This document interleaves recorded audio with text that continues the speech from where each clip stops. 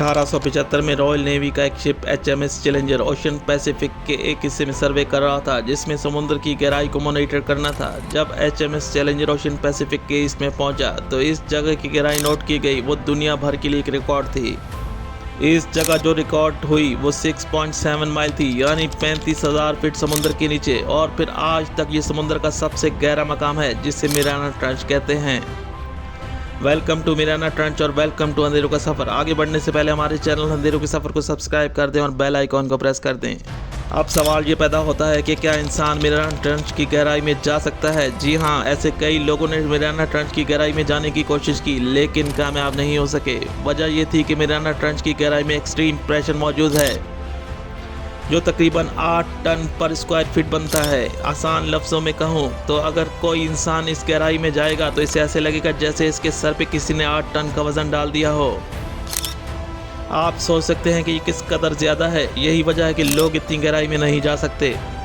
मिराना trench में robotic submarine से research का काम किया गया, और सबसे ज़्यादा हैरत की बात ये थी, जिस गहराई में कोई जा नहीं सकता इस एक्सट्रीम प्रेशर की वजह से, वहाँ भी आबी हयात मौजूद थी।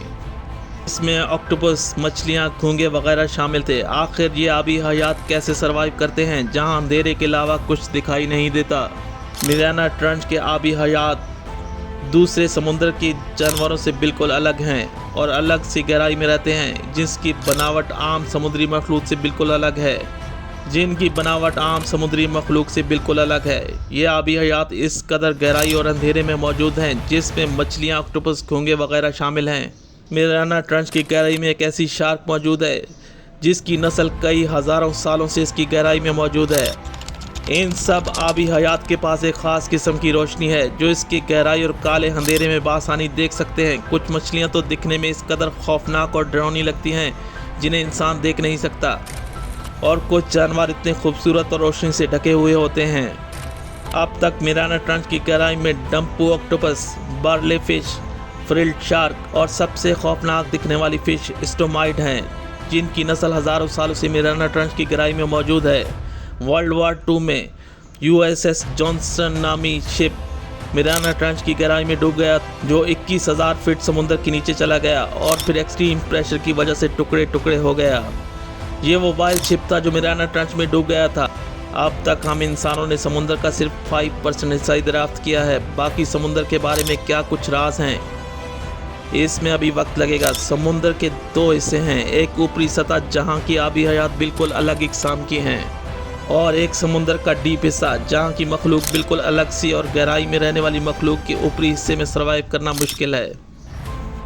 एक समुद्र का डीप हिस्सा जहाँ की आबी हयात और क्रिएचर्स बिल्कुल मुख्तलिफ हैं। गहराई में रहने वाली आबी हयात और क्रिएचर्स ऊपरी हिस्से में सर्वाइव नहीं कर सकते, और समुद्र के ऊपरी हिस्से में क्रिएचर्स और डीप सी में नहीं जा सकते। ऐसा तालमेल जो सदियों से कायम है। कई बार मछेरों को डीप सी की क्रिएचर्स मिले हैं। हाल ही में एक ऐसी फ़िश मिली जो डीप सी में पाई जाती है, जिसे डेविल एंगलर फ़िश कहते हैं।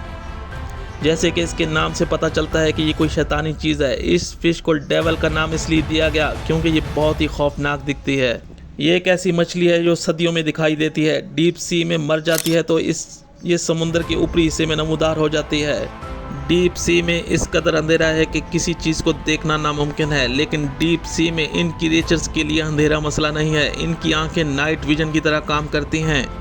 इन डीप सी के क्रिएचर्स की एक ख़ास किस्म का जिस्म है जिसमें रोशनी पाई जाती है, जो एक ख़ास किस्म की केमिकल की वजह से इसके जिस्म में रोशनी पैदा होती है, जो अंधेरे में बासानी देख सकते हैं।